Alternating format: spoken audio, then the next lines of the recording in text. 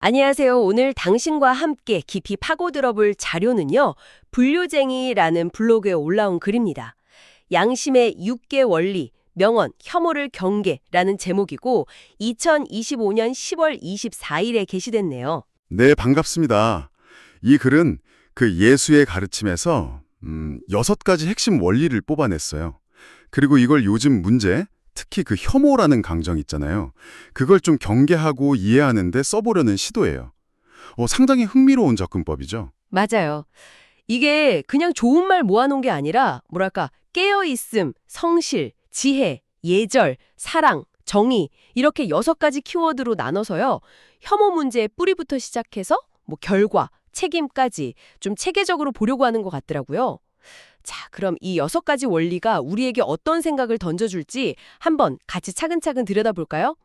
첫 번째 원리가 깨어있음인데요.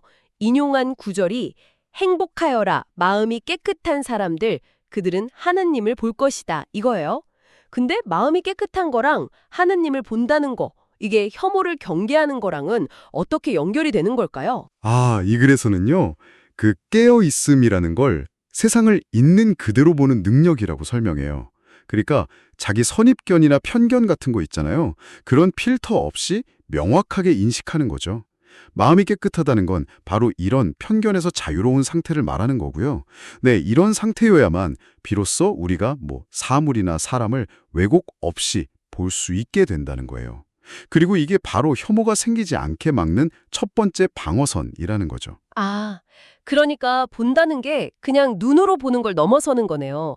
편견 없이 깊이 이해하고 인식하는 것, 그런 의미군요. 네, 맞습니다. 혐오 감정이라는 게 사실 잘 모르거나 오해하는 데서 시작될 때가 많잖아요. 생각해보니 이 깨어있음이 왜 첫 번째인지 알 것 같아요. 색안경부터 벗고 시작해라, 이런 느낌이네요. 정확해요.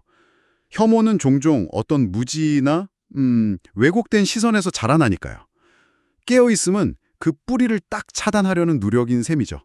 그럼 이 깨어있음하고 좀 연결해서 볼 수 있는 다음 원리가 성실 같아요. 인용된 말이 그러므로 너희는 그들이 맺은 열매를 보고 그들을 알아볼 수 있다. 이건데요.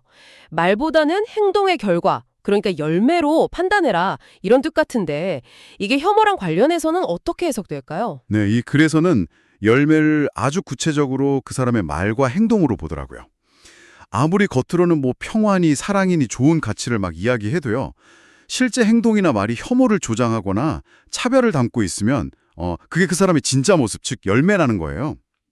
결국 겉으로 내세우는 명분하고 실제 언행이 일치하는지 그 성실을 통해서 진정성을 판단해야 한다.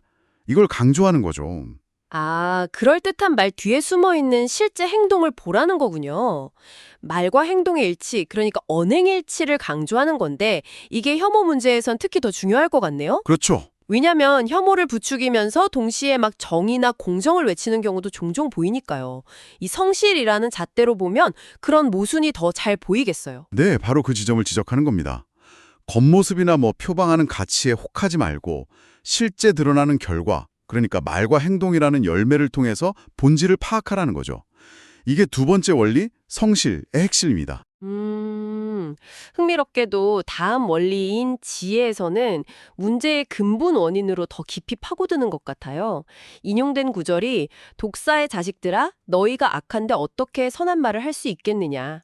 사실 마음에 가득 찬 것을 입으로 말하는 법이다. 인데 이거 상당히 직설적이네요. 네, 그렇죠. 혐오 표현의 뿌리가 대체 어디에 있냐 이걸 말하는 것 같아요. 맞습니다. 이 구절을 통해서 이 글은 혐오 발언이나 행동을 하는 사람의 그 내면 상태, 그러니까 마음 상태에 주목하게 만들어요. 앞에서 말한 깨어있음이 부족해서 세상을 왜곡되게 보고 그 결과 마음에 분노나 증오, 편견 같은 부정적인 감정이 막 가득 차 있으니까 그러니까 선한 말이 나올 수가 없다는 분석이죠. 결국 입으로 나오는 말은 그 사람 마음에 뭐가 담겨 있는지를 보여주는 거울이라는 거예요. 아, 듣고 보니까 특히 익명성이 보장되는 온라인 공간 같은 데서는 이 지혜의 원칙, 그러니까 마음 상태가 말로 드러난다는 점이 더 섬뜩하게 느껴지기도 하네요. 그럴 수 있죠. 별다른 필터 없이 내면의 부정적인 생각들이 그냥 바로 표출되기 쉬우니까요. 결국 혐오 표현이라는 게 단순한 말실수나 뭐 가벼운 장난이 아닐 수도 있겠다. 그 사람의 내면 상태를 반영하는 것일 수 있다는 좀 깊은 성찰을 요구하는 것 같아요. 네, 그런 맥락에서 충분히 이해할 수 있습니다. 말은 결국 생각과 감정의 표현이니까요. 그래서 이 글은 혐오의 근원을 이해하려면 그 사람의 내면을 들여다보는 지혜가 필요하다. 이렇게 말하는 겁니다. 마음속 상태가 밖으로 드러나는 건 필연적이다.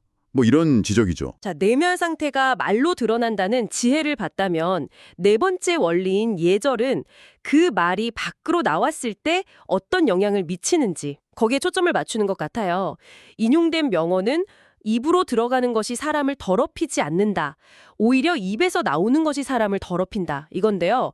음식보다 말이 더 사람을 더럽힐 수 있다. 혐오 맥락에서는 어떤 의미로 받아들여야 할까요, 이거는? 이 글은 이 구조를 보면서요. 입에서 나오는 것, 그러니까 혐오에 기반한 말과 행동이 개인과 사회에 미치는 그 파괴적인 영향에 주목해요.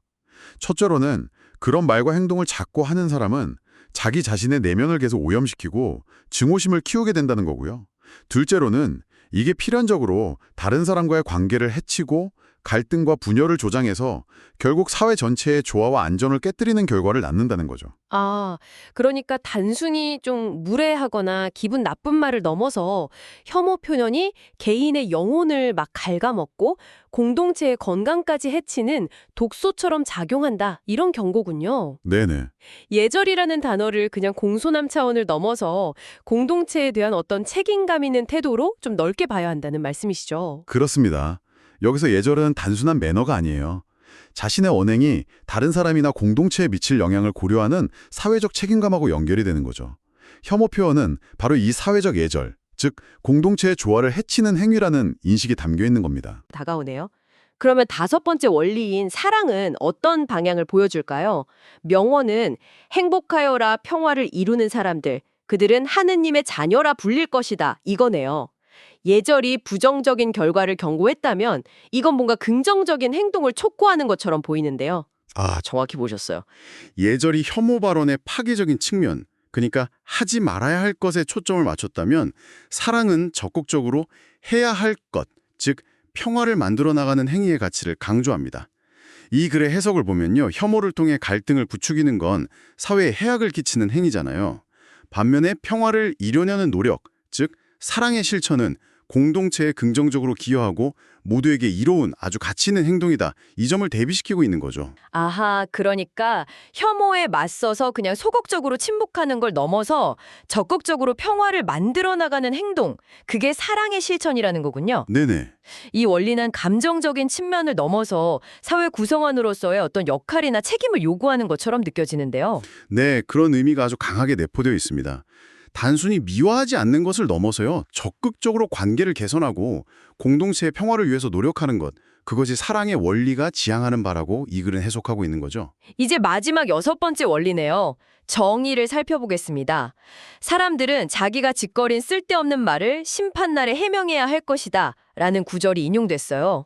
앞선 원리들이 혐오의 인식, 내면, 행동, 사회적 영향, 그리고 긍정적인 대안까지 다뤘다면 이 마지막 원리는 결국 책임의 문제로 딱 귀결되는 것 같네요. 맞습니다. 이 글은 6가지 원리의 마지막으로 정의를 딱 제시하면서 혐오와 관련된 말과 행동에 대한 궁극적인 책임을 강조해요.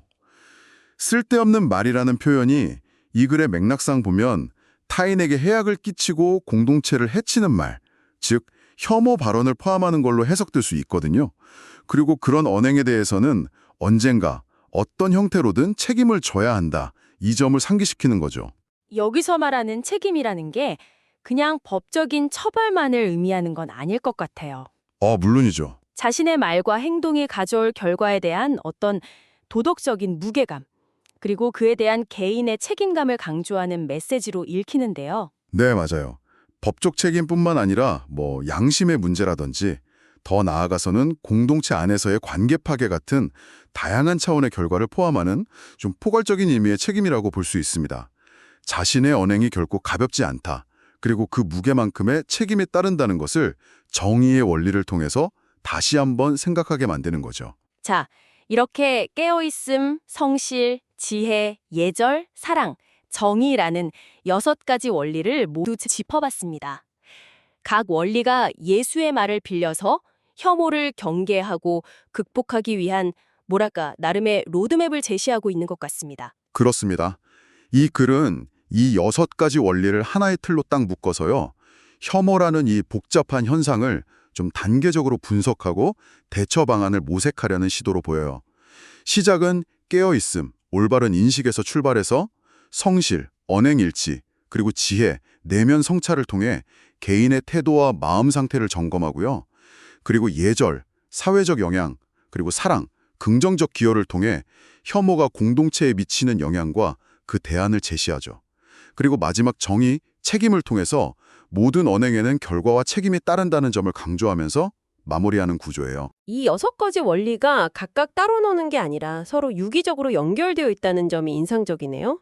네, 그렇죠. 혐오 문제를 단순히 감정적인 반응이나 표현의 문제로만 보는 게 아니라 인식의 문제에서부터 시작해서 내면 상태, 사회적 관계, 그리고 궁극적인 책임의 문제까지 좀 포괄적으로 다루려는 시도가 엿보입니다. 이 틀 자체가 혐오라는 현상을 좀 더 입체적으로 이해하는 데 도움을 줄 수도 있을 것 같고요. 이 6가지 원리 중에 어떤 부분이 특히 와닿으셨어요? 저는 개인적으로 이 6가지 원리가 서로 어떻게 연결되는지 그걸 살펴보는 게 흥미로웠어요. 예를 들면 깨어있지 못하면 원리 1, 그럼 마음속에 편견이 가득 차게 되고 이건 원리 3이랑 연관되죠. 이게 결국 겉과 속이 다른 언행으로 이어지거나 성실 부족, 원리 2, 또는 사회적 조화를 깨는 예절 없는 말, 원리 4로 나타날 수도 있고요. 그 결과는 사랑 원리 5로 평화를 만드는 것과는 정반대가 되고 최종적으로는 정의 원리 6의 심판을 받게 된다. 이런 식으로 연결 구조로 생각해 볼 수 있더라고요. 확실히 그렇게 연결해서 보니까 각 원리의 의미가 더 분명해지는 것 같아요. 네. 혐오라는 씨앗이 어떻게 자라서 어떤 결과를 낳고 결국 어떤 책임을 져야 하는지에 대한 하나의 이야기를 보여주는 것 같기도 하고요. 이 틀을 우리 자신이나 주변 상황에 적용해 볼 수도 있겠네요. 예를 들어서 어떤 논쟁적인 발언을 봤을 때 그게 그냥 의견 표명을 넘어서 예절의 원칙에 어긋나서 공동체 조화를 해치고 있지는 않은지, 혹은 말하는 사람의 말과 평소 행동 사이에 성실의 괴리는 없는지, 이런 것들을 이 원리들을 기준으로 따져볼 수 있겠어요. 네, 충분히 가능한 적용이죠.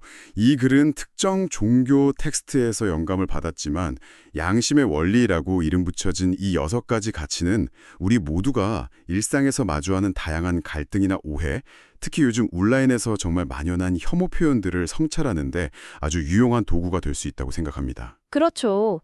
종교적인 배경을 떠나서라도 이 원리들이 제시하는 가치들, 예를 들어 편견 없이 보려는 노력, 깨어있음, 말과 행동을 일치시키려는 자세, 성실, 자기 내면을 성찰하는 태도, 지혜, 타인과 공동체에 대한 고려, 예절, 평화를 추구하는 마음, 사랑, 그리고 자기 언행에 책임을 지는 자세, 정의, 이런 것들은 다 생각해 볼 만한 보편적인 덕목들이잖아요. 네, 맞습니다. 그래서 마지막으로 한 가지 질문을 던져보고 싶어요. 이 글은 혐오를 경계하는 6가지 원리를 제시했는데요. 오늘날 우리가 살아가는 이 복잡하고 때로는 갈등으로 가득 찬 세상 속에서 이 6가지 원리 중에서 당신에게 가장 큰 울림을 주는 것은 무엇인가요? 그리고 그 원리를 당신의 삶 속에서 어떻게 한번 실천해 볼 수 있을지 잠깐 생각해보는 시간을 가져보는 건 어떨까요? 예를 들어 첫 번째 원리인 깨어있음만 해도요. 당장 눈에 보이는 그런 노골적인 혐오뿐만 아니라 내 안에 아주 미세한 편견이나 고정관념을 알아차리려는 노력부터 시작해 볼 수도 있지 않을까요?